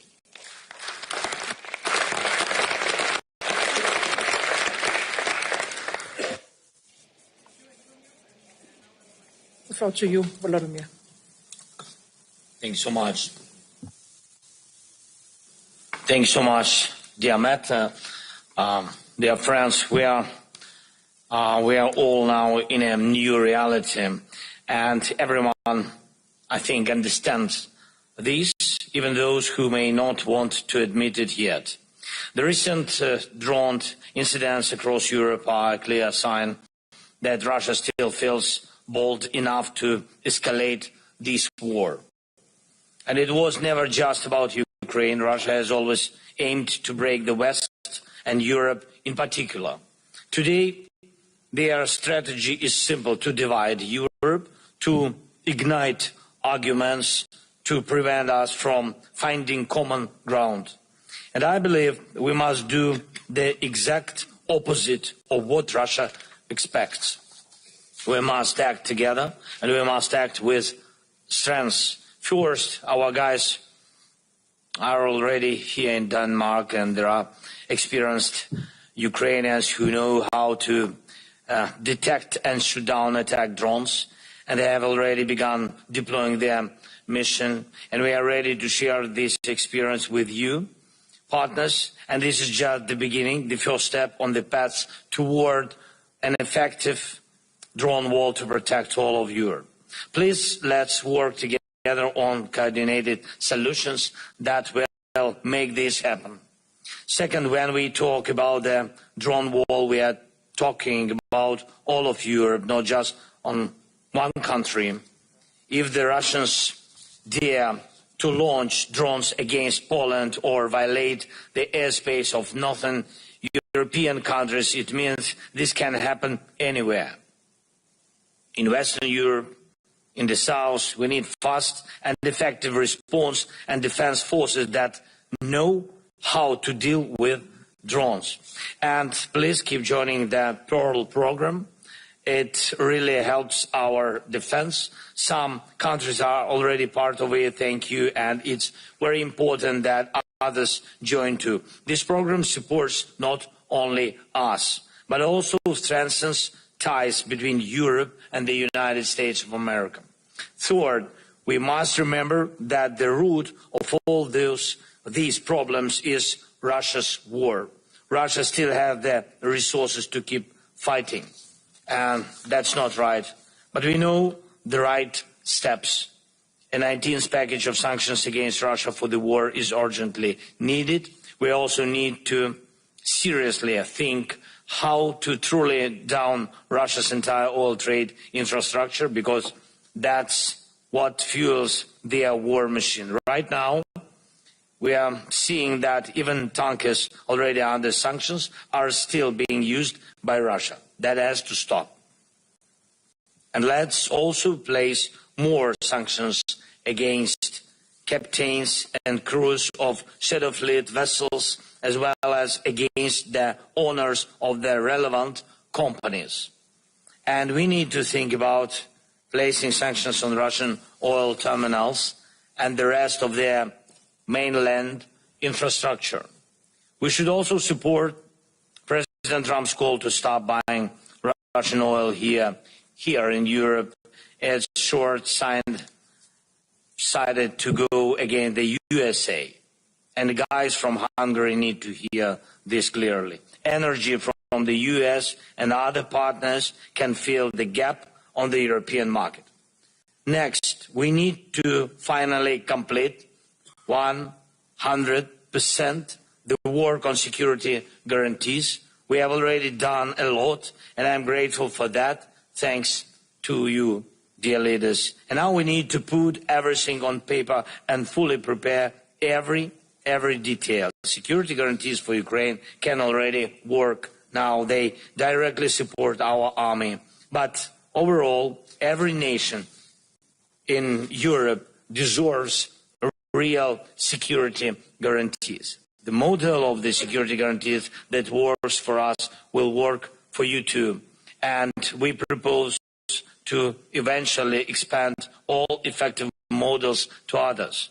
And finally, I want to congratulate, as speakers before me, I want to congratulate Maya Sandu on the victory. Maya, my congratulations in Moldova's parliamentary elections. These were very, very important elections. Europe has won. Moldova has won. And thank you to everyone who helped to secure fair elections. Now it's time to move forward. Supporting Moldova, Ukraine, and the Western Balkans on their path to EU membership is critical. We need real progress. Ukraine has completed the screening process. We are ready to open Cluster 1, and this must be done just as agreed. This will definitely strengthen the overall situation. Thank you so much. Slava Ukraini. Thank you. Thank you so much, Volodymyr. And now we are trying something new in this format. So therefore, I will ask Prime Minister Keir Starmer and President Emmanuel Macron and President Maya Sandu and Prime Minister Donald Tusk to go to the podium, where Keir will lead us through a discussion between our four colleagues.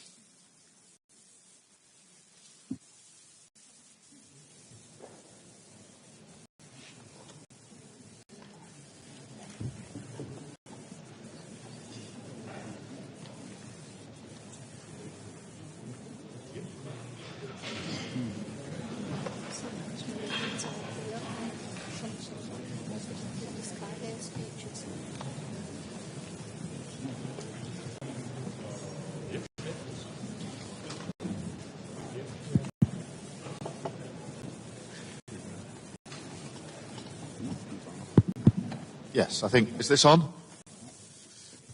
Right, let us make a start, and it's really good to be here, colleagues.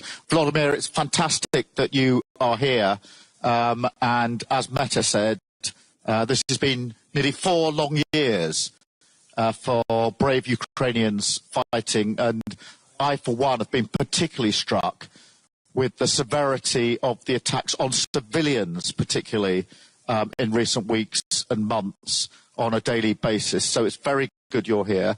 Maya, it is fantastic that you are here. A great victory for you and Moldova, but also a massive victory for Europe as well in the face of interference from Russia. So it is really, really good to have you on the panel here this morning. And I think, Meta and others, we've seen in recent weeks the appetite that Putin has to not only rain down on Ukraine, but also to take action and to interfere right across Europe in many different ways, whether that's in relation to our airspace, whether it's cyber or other attacks that have been going on. They are unrelenting, and they show an appetite to continue this, and we must fight it with everything that we have. And it's a reminder for all of us, Vladimir, that this is not just a question of Ukrainian sovereignty, it's a question of the values and freedoms of all of us, particularly in Europe, and that we are all in this fight in relation to the Russian aggression. We've done a lot of work on the Coalition of the Willing. I'm not going to go through that here, other than to say that we must always remind ourselves that the Coalition of the Willing, the security guarantees, what we've done to try and ensure that if there is a ceasefire, it is just and lasting, mustn't sort of seduce us into thinking that the work is over in terms of supporting Ukraine now. And so the first point really is to be really clear that we must continue that support for Ukraine, notwithstanding the work of the Coalition of the Willing. And that means putting Ukraine in the strongest possible position. And that then means more on air defences, more on long range and anti-drone attacks, and of course the work that we're doing on the reparations loan in relation to the Russian assets, which has been really important work led very ably and very smartly in terms of the progress that we're making there. And of course, as we continue to strengthen the position of Ukraine, we must do that in conjunction with and alongside the work we're doing with President Trump and others in this.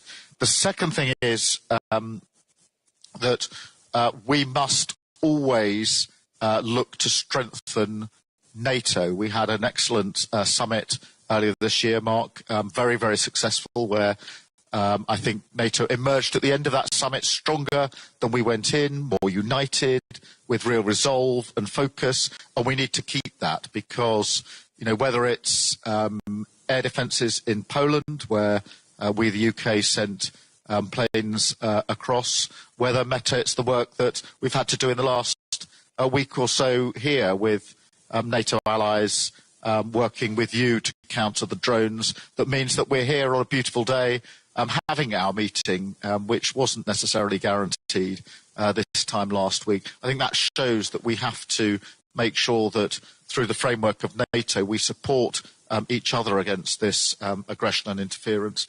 And then finally, we must keep up this pressure on Putin. The economic pressure is having an effect, and we need to continue that pressure through further sanctions, bearing down on energy in particular, and on the shadow fleet. So on all those fronts, supporting Ukraine in the fight, absolutely clear in our support of NATO allies and others, and then bearing down on Putin. So I wanted just to open with that. Emmanuel, can I come to you next, and then we'll come around the panel.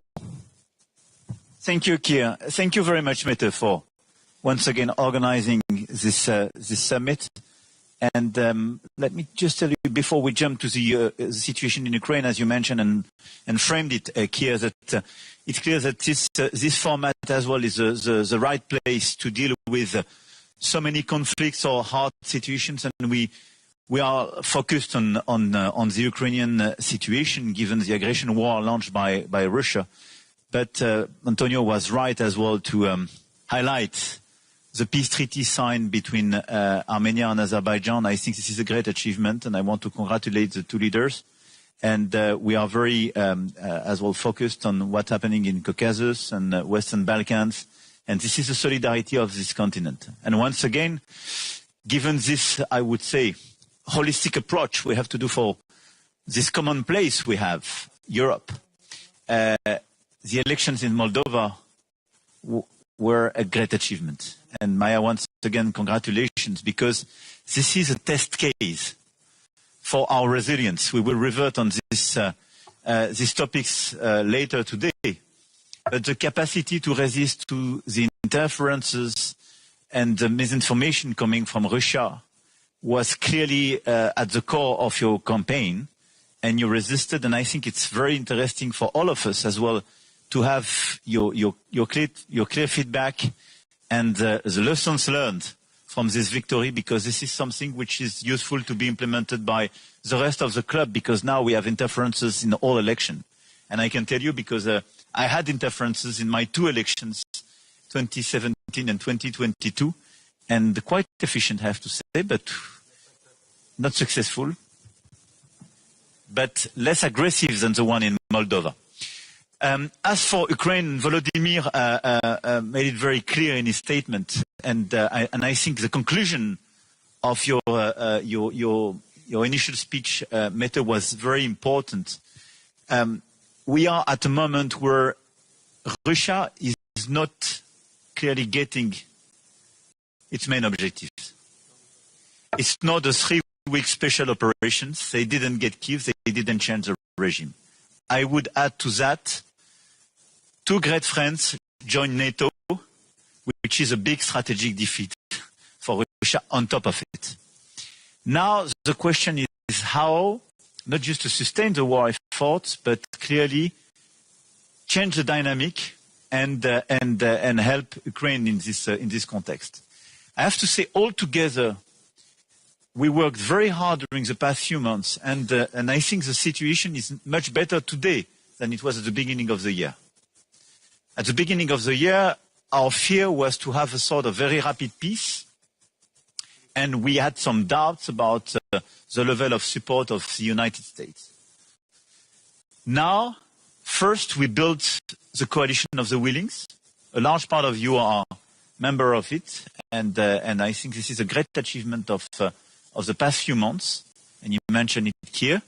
But we had the clear planification of commitments the day after a truce or a peace treaty or a ceasefire to have a robust and long-standing peace. And it's very important in terms of sustainable support to the Ukrainian army and the level of commitment we are ready to provide. Second, we managed collectively to re-engage with the United States. And the statements of the President of the United States last week are a huge change if you compare them with your presence in the Oval Office a few months ago. So, I mean, it's very important because for me it's a concrete case of countering the misinformation spread by Russia. No, Russia is not winning. No, Ukraine is not losing this war, and the situation is very different. And I think there is the same approach now regarding the conflict. And it's part as well of the frustration of the US president vis-à-vis the absence of commitment of Russia. And President Trump took several initiatives to re-engage with President Putin and to go to the table of negotiation. And it's now clear that all these words where President Putin was saying, I'm ready to negotiate peace, were not totally a sincere commitment. So now the key points for all of us are, number one, to follow and to step up and to scale up in terms of support vis-à-vis Ukraine. Air defense systems, drones, and I mean the level of innovation and efficiency of the drone system is very impressive, and Volodymyr was very clear on the level of support and financing they need in order to be efficient on the ground. And this is one of the best ways to change precisely the situation and gain some territories, recover some territories. And third, long-range missiles. So let's focus on these 3 categories, as you mentioned as well here, in terms of financing, capacities to deliver, and we are working hard to accelerate as well the key deliveries in that, but accelerate as well the common projects and the common financing on these 3 issues. In parallel, in order to put pressure on Russia, in order to create more incentives to come back at the table of negotiations, we have our sanctions, and the 19th sanctions package proposed by the Commission was a very important one. We coordinate, we step up, and we are more and more efficient. And I want to insist on the shadow fleet, as you mentioned. Because following our key figures, today 30 to 40% of the war effort is financed through the revenues of the shadow fleet. It represents more than 30 billion euro. So it's extremely important to increase the pressure on this shadow fleet because it will clearly reduce the capacity to finance this war effort for Russia. So we put a series of sanctions on them. I mean, on the boats and on the insurance companies, harbors, and so on. But now we have clearly a way to increase the pressure by coordinating a holistic approach on this shadow fleet. And what we did in the past few days with our Navy, just in order to make controls and to make sure that it was a vessel we identified, a series of vessels, and to be sure they were compliant with international rules, delivered very concrete results. First, because you can identify the presence of a shadow fleet on your coast. Second, because you can make sure that they are compliant with or not with international rules. But third, and it's very important, because you kill the business model by detaining, even for days or weeks, these vessels and forcing them to organize themselves differently and killing the efficiency of the business model. Because this model has been organized even before 22, but is now totally industrialized. And I suggest that in the framework of the coalition of the willing, with close coordination with NATO, we work to see how to optimize this common action. But just to tell you, the vessels we clearly identified, on which we made the checkings, and now we have a legal action, was declared in under a fake pavilion, but was exactly the same which was controlled by Estonia last March, for the same reasons. And as we stop them during 1-2 weeks' time, we completely breaks the efficiency of the organization. So shadow fleet is a very good target if we want to improve our efficiency to reduce these capacities. And I think this is a very important step forward in order to increase our pressure on Russia. Obviously, the objective of that is to allow in parallel Ukraine to recover territories, but as well to increase this pressure on Russia to come back at the table of negotiation. My last point, regarding all the provocations we have in Poland, in Estonia, and I want to reiterate our sincere solidarity, I think we had the fair reaction by Article 4 on NATO, more coordination, and as well additional capacities. We sent some additional Rafales and so on. And it's very important as well to go till the end of the inquiries on what happened in Denmark and for some others, because it's very important to make full clarity.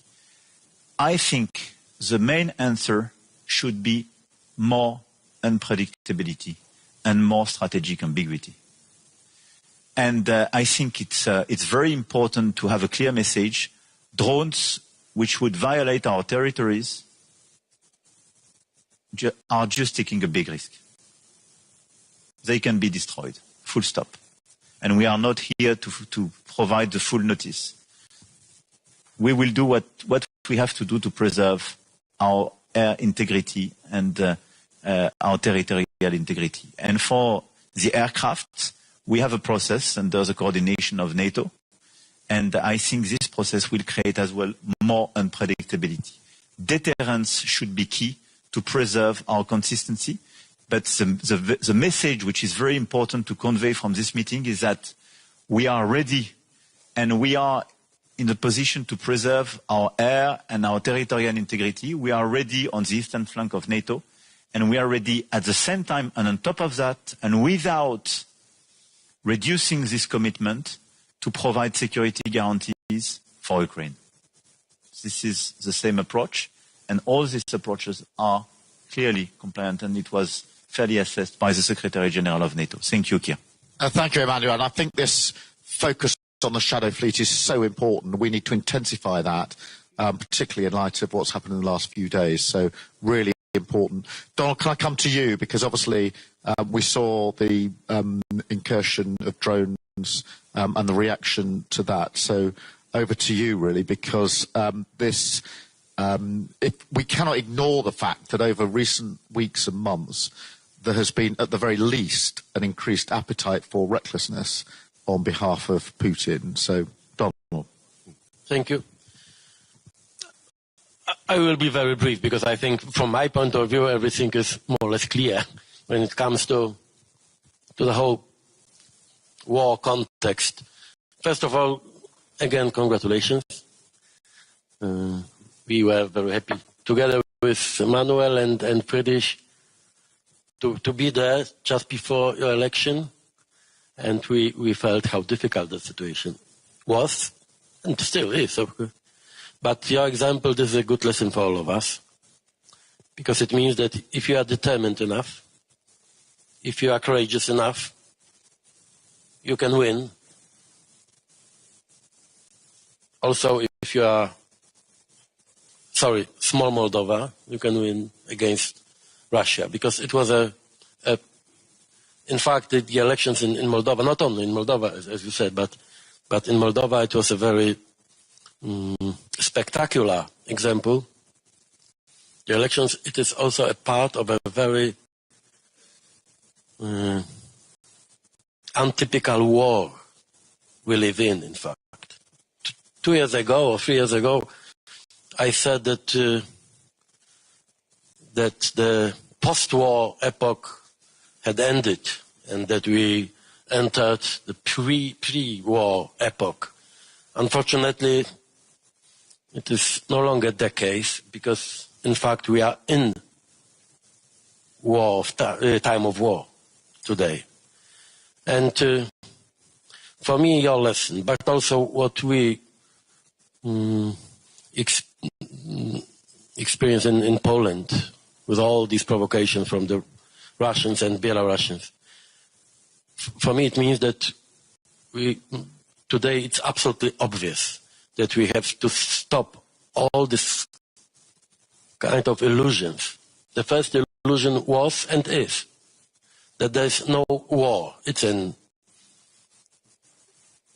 some of us, we like this definition, like full-scale aggression or incidents or provocation. No, it's war. A new type of war, very complex, but it's war. Shadow fleet. Now we have signals. The last one was, I received a message from Warsaw. We have another incident now close to Szczecin port. 2 days ago it was an incident close to our Petro-Baltic platform and our pipeline. Both are Russian vessels. And in fact, we have a new incident in our region, I mean Baltic Sea, every single week. It's almost every day. We have the drones attack or provocation was the most spectacular one when it comes to the Polish side. But in fact, we have similar provocation also every single day on our border with Belarus. You know this, the situation, but it's nothing war is not an abstraction now for us, because we have on our border with Belarus, we have more than 100 attempts per day, and it's some kinetic actions against our soldiers on our border, with victims also. It's our daily routine now. This permanent confrontation with Belarusian services and this weaponized illegal migration, really well organized by Putin and Lukashenko. It is a kind of war also. Estonia, dozens of violations.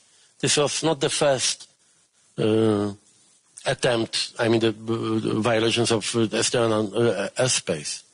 This is why it is a war. We are also the target for the Russian aggression, not only with the hybrid tools, but also when it comes to political goals, intentions. And it's clear, not only in Moscow, I think that the whole West is under threat. And the aggression against Ukraine is just the first phase of this new approach.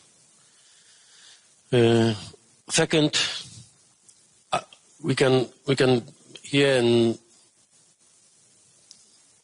I think all capitals in Europe this narrative. This is okay. If it is war, it is not our war. It is our war. Okay, Ukraine is in the front line now, but in fact we have this aggressive actions, provocations, etc. And all of us are targets, the possible targets for these attacks. Kir, you know this also personally, how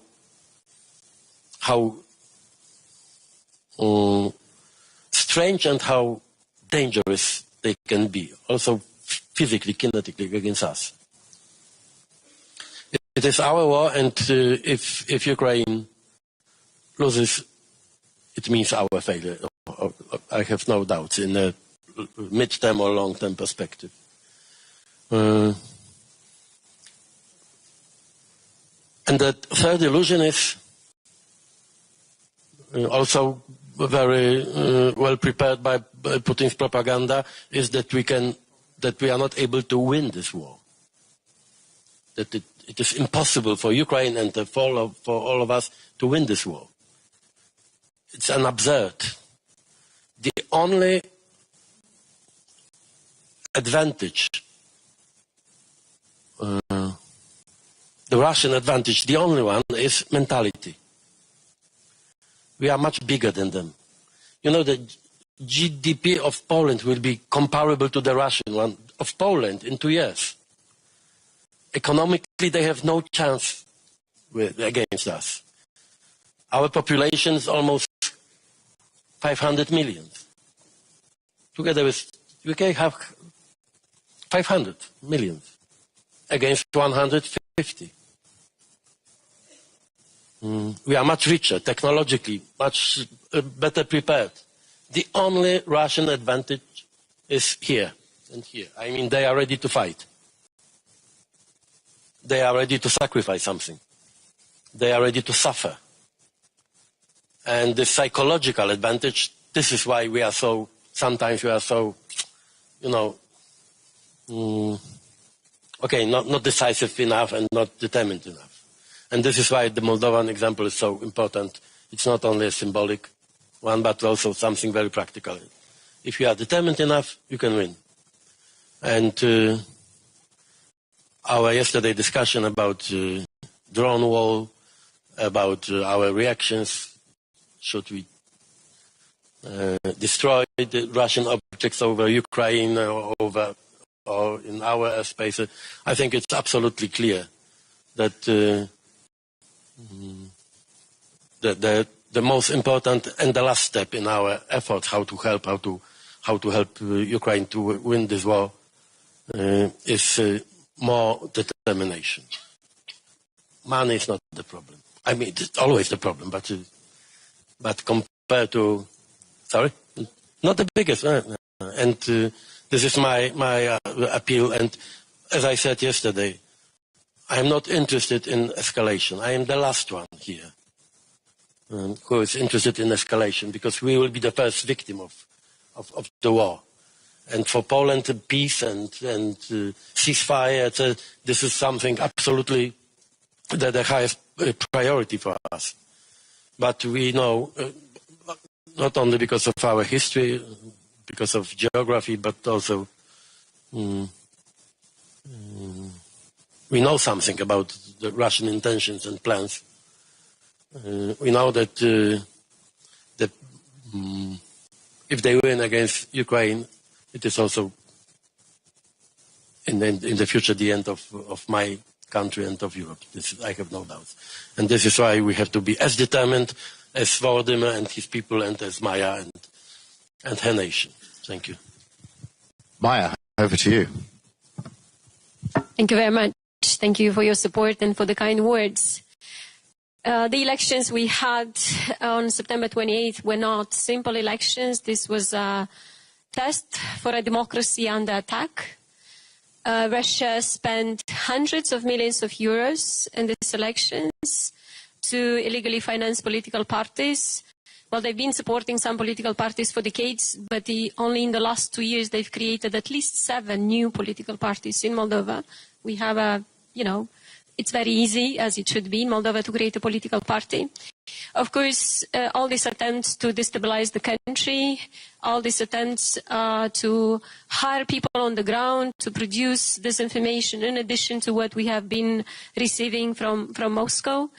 And the lessons that we have learned is that exposure and prevention work. These are the 2 lessons that we have learned, and this is what has helped us. Because we have been exposing, and it's not only the government institutions, but it's also the press, the international press and the local press.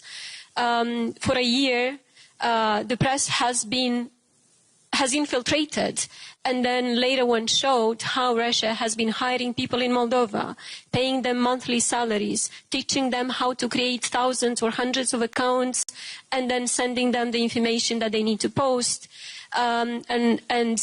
This is what was happening, in very big scales. Like the BBC investigation found a network of at least 90 TikTok accounts which produced thousands of videos with 23 million views for a population of 2.4 million people. So we had many such examples, and people could see it and they could understand the threat. And then the prevention, I have to say that after last year's experience, which was very dramatic during the referendum and the presidential elections, our institutions worked really, really well this time. They disrupted all these financial schemes of Russia. They confiscated the money. People who were dealing with this, they got arrested. All those who organized or were trying to organize the vote buying schemes, people could see them on TV. People could see that the money has been confiscated. So the prevention was really, really useful. It is not easy because Russia is using cryptocurrency more and more, and this is where we need to work together to stop the illicit funding, and especially when it comes to cryptocurrency. But Russia had 2 objectives for these elections. One was to capture Moldova through, this was the maximalistic objective, to capture Moldova through these elections, or at least to destabilize the country and to discredit the results. And it has failed because both the state institutions worked very hard, but also it was a whole of society response. And of course, I'm very grateful for your support. The support on intelligence sharing was very useful. Many people, many countries in this room helped us. The cyber defense, we were in a very difficult situation with cyber defense. We managed to fix it 2 days before the election. So we had only 2 days to test it. It was that dramatic. We have learned our lesson. Now we have to work very hard to make sure that we don't get in this situation anymore. Of course, the economic support that we have received, because Moldova's economic situation is not good. The economy is affected by the war next door. The political solidarity that you have shown, all these things, the support for Stratcom, all these things have helped a lot. We have learned a lot of lessons. We're ready to share them with all the countries which are concerned that the elections might be under threat because of Russia. But also we hope that our experience is going to encourage other countries, because a small and fragile democracy like the Moldovan one has resisted the big resources of Russia, and if Moldova could do it, then everybody can do it. Thank you very much.